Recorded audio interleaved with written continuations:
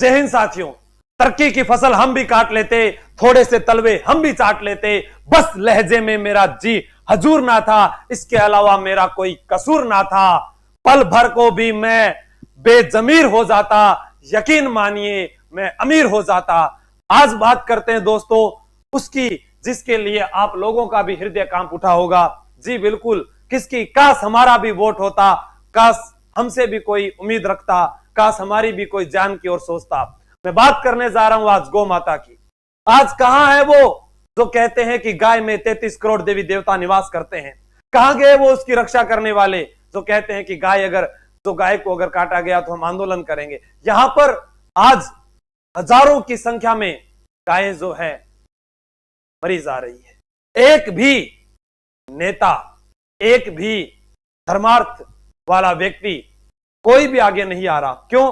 क्योंकि उनके पास क्या नहीं है।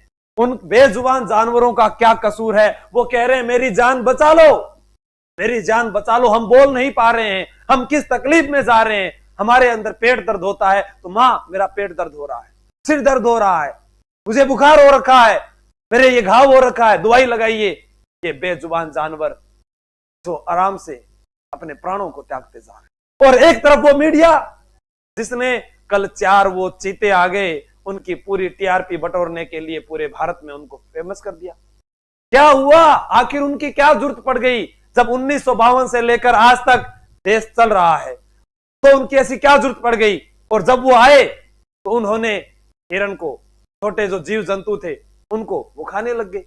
तो ऐसा क्या हुआ कि उनको इतना जरूरी था कि उनको यहां लाया जाए, उनको बसाया जाए? हम बात कह दें कि पर्यटन को बढ़ावा दिया जाए, इसलिए लेकर आए थे। तो क्या पर्यटन उनके बिना नहीं चल रहा था? क्या उनके बिना लोग धार्मिक स्थल पर नहीं आ रहे थे, ऐतिहासिक स्थल पर नहीं आ रहे थे? लेकिन बस एक मीडिया कवरेज और एक व्यक्ति जिसके द्वारा कुछ किया जाए और उसको फिर बरत दिया जाए। लेकिन इतनी हजारों की, लाखों की संख्या में जो गायें मरी, एक भी अखबार के अंदर पूरी उसकी रिपोर्ट नहीं आई, एक भी मीडिया वाले ने वहां जाकर धरना प्रदर्शन नहीं किया। क्यों? अब कहां गए वो? क्योंकि हमारे पास कोई वोट नहीं है। तस्वीर देखिए आप, तब तो वैक्सीन भी बनती और उपचार भी होता, क्योंकि कोरोना जब आया तो पूरा राजस्थान बंद कर दिया गया था और व्यक्ति की कीमत थी। लेकिन उस व्यक्ति को जिंदा रखने वाली मां के अलावा ये गाय भी है जो अपना दूध देती। वो दूध पीकर बच्चा बड़ा होता है, घी खाकर वो तरोताजा अपने सेहतमंद बनता है। लेकिन आज उसके कोई महत्ता नहीं है। उन चीतों के बगैर तो हम रह सकते हैं, लेकिन अगर ये गाय नहीं रही तो बच्चा जो छोटा है वो अपनी मां के दूध के अलावा सिर्फ ही नहीं, वो रो रो कर, बिलक बिलक कर वो भी जाता रहेगा। क्यों इनकी रक्षा नहीं की जा रही? पूछो इस मां से। इसमें लिखा है, ये व्यक्तियों की कुछ पोस्ट थी, उन्होंने कहा कि सर आप क्यों नहीं बोल रहे? किसके खिलाफ बोलूं भाई? आप लोग खुद कहिए कि जितने भी धार्मिक अनुष्ठान है, चाहे मंदिर है, मस्जिद है, गुरुद्वारा, कहीं पर भी हम वहां पर दान पात्र में पैसा डालकर आते हैं। किस लिए डालकर आते हैं? इसलिए कि जब कोई संकट आए तो वहां से हमारे के लिए सहयोग किया जाए, या मंदिर में कोई भूखा व्यक्ति है या मस्जिद में कोई भूखा व्यक्ति हो तो उसको खाना खिलाया जाए। इसलिए नहीं डाला जाता कि वहां के जो ट्रस्ट बैठे हैं वो अपने अंदर उन पैसों को डालते जाएं और अपने घर की कोठियों को बनाते जाएं, गले में सोने के हाथ डालते जाएं। इसलिए वो पैसा नहीं है, वो पैसा जनता का है। और जनता जिस दिन सवाल कर गई, जिस दिन जाग गई, उस दिन पूछेगी ये क्यों वीआईपी दर्शन बनाए गए हैं? जब भगवान एक का है तो फिर वीआईपी दर्शन क्यों है? क्यों उसके नाम पर पैसा लिया जा रहा है? कहां जा रहा है वो पैसा? किसके पास जा रहा है आखिर? हमें तो नहीं दिखा कि इतने संकट के अंदर वो पैसा लेकर कोई आया हो।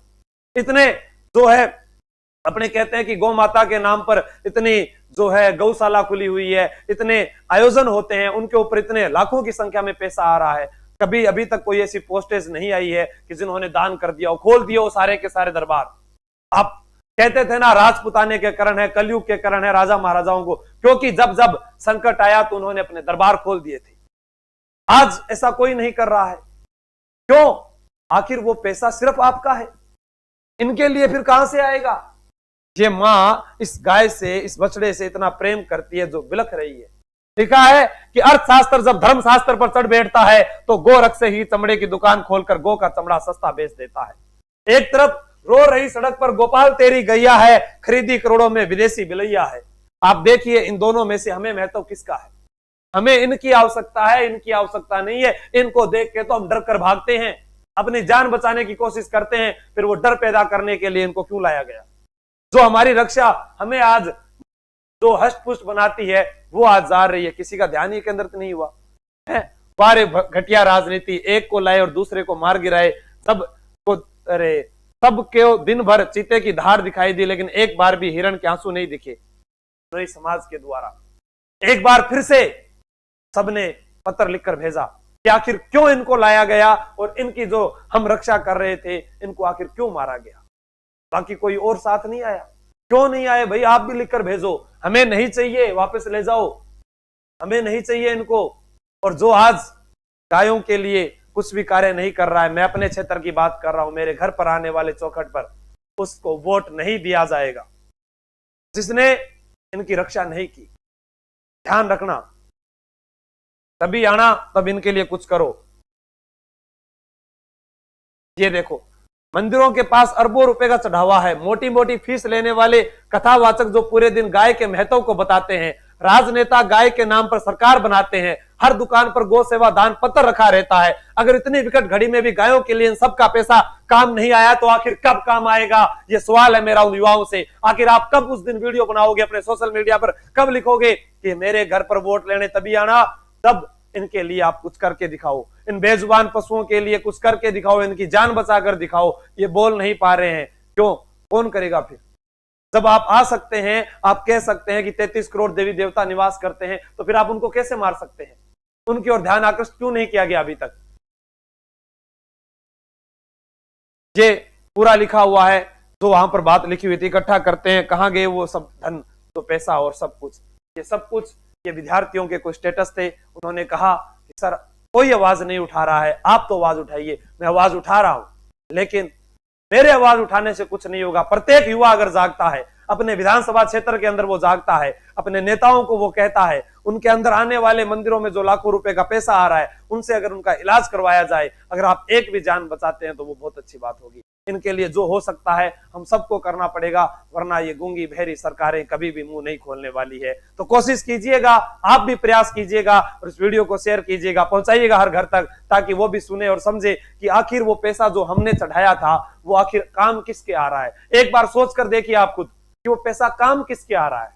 क्या आपको वापस मिल रहा है? क्या आपने देखा है कि किसी गरीब के घर में शादी हो रही है तब जाकर वो पैसा वहां से लगाया जा रहा है? कोई भूखा मर रहा है तो वहां पर लगाया जा रहा है, कोई बीमारी से त्रस्त है और वह हॉस्पिटल में दम तोड़ रहा है तब वहां पर लगाया जा रहा है। आपका घर सजाने के लिए हमने नहीं दिया है, हमने दिया है हमारी आस्था को दिया है। हमें विश्वास है तब दिया है कि संकट के समय ये हमारे काम आए, और जो संकट के समय काम नहीं आया तो फिर इन दान पेटियों को उठाकर रख दीजिएगा। जय हिंद, जय भारत।